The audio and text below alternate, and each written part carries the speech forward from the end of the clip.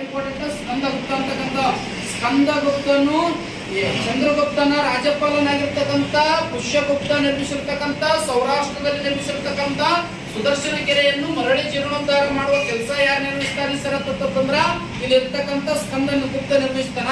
ಸ್ಕಂದಗುಪ್ತ ಯಾರು ಸರ್ ಅಂತಂದ್ರೆ ಗುಪ್ತ ಮನೆತನದವ. ಕುಮಾರಗುಪ್ತ ಆದ ಬಳಕ ಈತ ಬರ್ತಾನಲ್ಲ ಆತ ಏನ್ ಮಾಡ್ತಾನೆ ಈ ಕೆಲಸವನ್ನು ನಿರ್ವಹಿಸ್ಕೊತಾನ.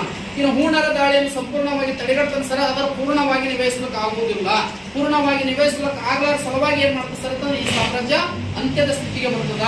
ಮುಂದೆ ಸರ ಬುದ್ಧ ಗುಪ್ತ ಅಂತಕ್ಕಂಥ ವೆರಿ ಇಂಪಾರ್ಟೆಂಟ್ ನೆನಪಿಗೋರಿ. ನರಸಿಂಹ ಗುಪ್ತ ಬುದ್ಧ ಗುಪ್ತ ಅಂತಕ್ಕಂಥವ್ರು ಇವರೆಲ್ಲ ಏನ್ ಮಾಡ್ತಾರೆ ಸರ್ ಅಂತಂದ್ರೆ ಅಧಿಕಾರಕ್ಕೆ ಬಂದು ಆಡಳಿತವನ್ನು ಮಾಡ್ತಾರೆ. ಆದ್ರೆ ಕೊನೆಯದಾಗಿ ಬಂದವರು ಯಾರು ಸರ? ವಿಷ್ಣು ಗುಪ್ತ. ವಿಷ್ಣು ಗುಪ್ತ ಗುಪ್ತರ ಕೊನೆಯದವರೇ ವಿಷ್ಣು ಗುಪ್ತ. Very important. ಗುಪ್ತರ ಕೊನೆಯದವರೇ ಯಾರು ಸರ? ವಿಷ್ಣು ಗುಪ್ತ. ಇಲ್ಲಿವರೆಗೂ ನಾವು ಎಲ್ಲಿಂದ ಅಧ್ಯಯನ ಮಾಡಿದ್ದೀವಿ? ಶ್ರೀಗುಪ್ತನಿಂದ ಅಧ್ಯಯನ ಮಾಡಿದ್ದೀವಿ. ಶ್ರೀಗುಪ್ತನ ನಂತರ ಬಂದವರು ಘಟೋತ್ಕಚ. ಘಟೋತ್ಕಚ ನಂತರ ಬಂದವರು ಒಂದನೇ ಚಂದ್ರಗುಪ್ತನಿಂದ ಬಂದವರು ಸಮುದ್ರಗುಪ್ತ. ಯಾರ ಸರ? ಸಮುದ್ರಗುಪ್ತ. ಸಮುದ್ರಗುಪ್ತ ನಂತರ ಬಂದವರು ರಾಮಗುಪ್ತ ಬರಬೇಕು.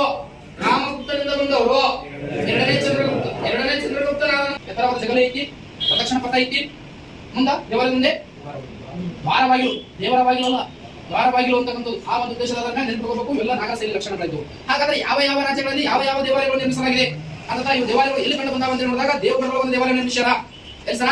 ದೇವಗಢದಲ್ಲಿ ಒಂದು ದೇವಾಲಯ ನಿರ್ಮಿಸ್ಯಾರ. ದೇವಗಢದಾಗ ಯಾವ ಹೆಸರು? ದಶಾವತಾರ ದೇವಾಲಯ. ಒಂದೇ ಪಾಯಿಂಟ್ ನೋಡಿ, ದೇವಗಢ ಬೇಕು. ದೇವಗಢದಾಗ ಯಾವ ದೇವಾಲಯ ಅಂತಂದ್ರ ದಶಾವತಾರ ದೇವಾಲಯ. ದಶಾವತಾರ ಅಂದ್ರೆ ಎಷ್ಟು ಅವತಾರ? ದಶಾವತಾರ ದೇವಾಲಯ. ಎಲ್ಲೇ ಸರ ಆಯ್ತು ನೋಡಿ. ದೇವಗಢದಲ್ಲಿ ಇರ್ತಕ್ಕಂಥ ದಶಾವತಾರ ಅಂತಕ್ಕಂಥ ದೇವಾಲಯ ಎಲ್ಲೇ ಸರ್ ಅಂತಂದ್ರೆ MS ಅಂತಕ್ಕಂಥದ್ದು ಮಹಾರಾಷ್ಟ್ರದಲ್ಲಿ ಕಂಡು ಬರ್ತದೆ.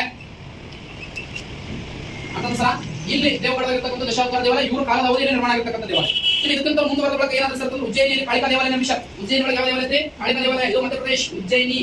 ಉಜ್ಜಯಿನಿಯಲ್ಲಿ ಯಾವ ದೇವಾಲಯ? ಕಾಳಿಕಾ ದೇವಾಲಯ ಮಧ್ಯಪ್ರದೇಶ. ಉಜ್ಜಯಿನಿಯಲ್ಲಿ ಕಾಳಿಕಾ ದೇವಾಲಯ ಮಧ್ಯಪ್ರದೇಶ. ಇವರು ನಿರ್ಮಿಸಿರ್ತಕ್ಕಂಥದ್ದು. ಪಾರ್ವತಿ ಅಂದ್ರೂ ಒಂದೇ, ಅನ್ನಪೂರ್ಣೆ ಅಂದ್ರೂ ಒಂದೇ, ಜಗನ್ಮಾತೆ ಅಂದ್ರೂ ಒಂದೇ. ಆಕೆ ಇನ್ನೊಂದು ರೂಪನೇ ಕಾಳಿಕಾ ದೇವಾಲಯ.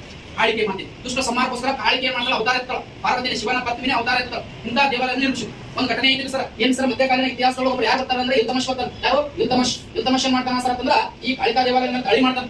ಏನ್ ಮಾಡ್ತಾನ? ದಾಳಿ ಮಾಡಿ ಈ ಕಾಳಿಕಾ ದೇವಾಲಯ ಸಂಪೂರ್ಣವಾಗಿ ಏನ್ ಮಾಡ್ತಾನ? ಧ್ವಂಸ ಮಾಡ್ಬಿಡ್ತಾನೆ. ಸಂಪೂರ್ಣವಾಗಿ ಧ್ವಂಸ ಮಾಡಿಬಿಡ. ದೇವಾಲಯದಲ್ಲಿರ್ತಕ್ಕಂಥ ವಿಗ್ರಹಗಳು, ಕಲ್ಲಿನ ವಿಗ್ರಹಗಳು ಮತ್ತೆ ನಿಖರವಾದಂತ ವಿಗ್ರಹಗಳು ಏನ್ ಮಾಡೋದು? ನಾಶ ಮಾಡಿಬಿಟ್ಟು ಸಂಪೂರ್ಣವಾಗಿ ನಾಶ ಮಾಡ್ತಾನೆ. ನಾಶ ಮಾಡುವಾಗ ಮತ್ತೆ ತನ್ನ ದೇಶಕ್ಕೆ ತನ್ನ ಸಾಮ್ರಾಜ್ಯ ಕೊಡ್ತಾನೆ. ದೇವಿ ಸುತ್ತನಕ ಬಟ್ ಆತನ ಕನಸಿನಲ್ಲಿ ಕಾಳಿಕಾ ದೇವಾಲಯ ಪ್ರಕಾಶ ಮಾಡ್ತಾನೆ. ಯಾಕ ದೇವಿಯ ದೇವಾಲಯವನ್ನು ನಾಶ ಮಾಡಿದನು? ಯಾವ? ಇಲ್ತಮಶ್ ಯಾರು? ಐಬಕ್ಕನ ಸೇವಕ ಗುಲಾಮ. ಐಬಕ್ ಯಾರು? ಕುತುಬಿನ ಐಬಕ್. ಆತನ ಸೇವಕ ಗುಲಾಮ. ಐಬಕ್ ಯಾರು? ಗೋರಿಯ ಗುಲಾಮ. ನಾಟಕಸ್ನೇ ಗೋರಿಯ ಗುಲಾಮ.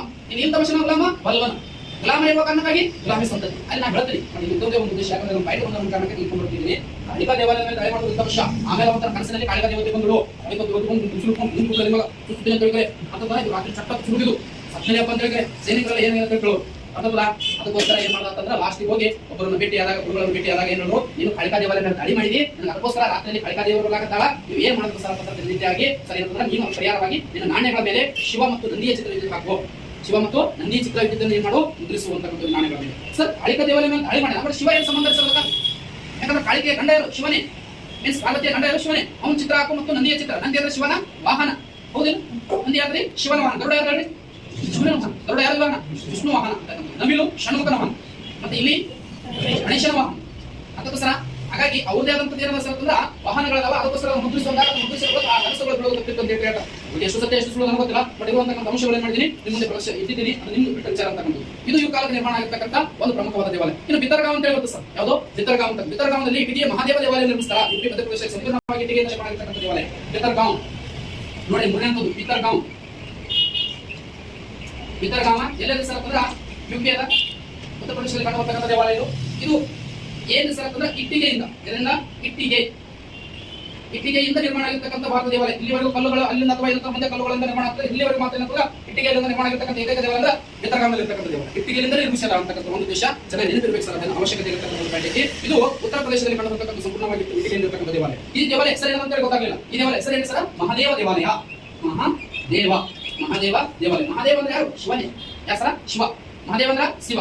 ಮತ್ತೆ ಶಿವ ಅಂದ್ರೂ ಮಹಾದೇವ. ನೀಲಕಂಠ ಅಂದ್ರ ಮಹಾದೇವ. ಮಹೇಶ್ವರ ಅಂದ್ರ ಮಹಾದೇವ. ಮಂಜುನಾಥ ಅಂದ್ರ ಮಹಾದೇವ. ಮಲ್ಲಿಕಾರ್ಜುನ ಅಂದ್ರ ಮಹಾದೇವ. ಶ್ರೀಶೈಲ ಮಲ್ಲಿಕಾರ್ಜುನ ಧರ್ಮಸ್ಥಳದ ಮಂಜುನಾಥ, ಕಾಶಿ ವಿಶ್ವನಾಥ, ಯಾರು ಶಿವನೇ ರೂಪ ನಾಮ ಒಂದೇ, ರೂಪಗಳು ಹಲವಾರು. ಶಿವ ಇರೋ ಒಬ್ಬನೇ ಎಲ್ಲಾ ಕಡೆ. ಬದ್ರಿನಾಥ, ಎಲ್ಲಿ ಉತ್ತರ ಕನ್ನಡ ಬದ್ರಿನಾಥ್, ಆ ಬದ್ರಿನಾಥನು ಶಿವನೇ.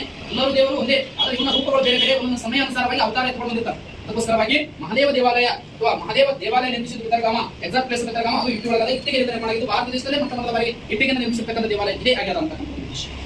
ಈಗಿನ ದೇವಾಲಯಗಳು ಏನ್ ಮಾಡಿರ್ತಾರೆ, ಕಟ್ಟಲು ಪ್ರಾರಂಭ ಮಾಡಿರ್ತಾರೆ ಭಾರತ ದೇಶದವರು ಅಂತ.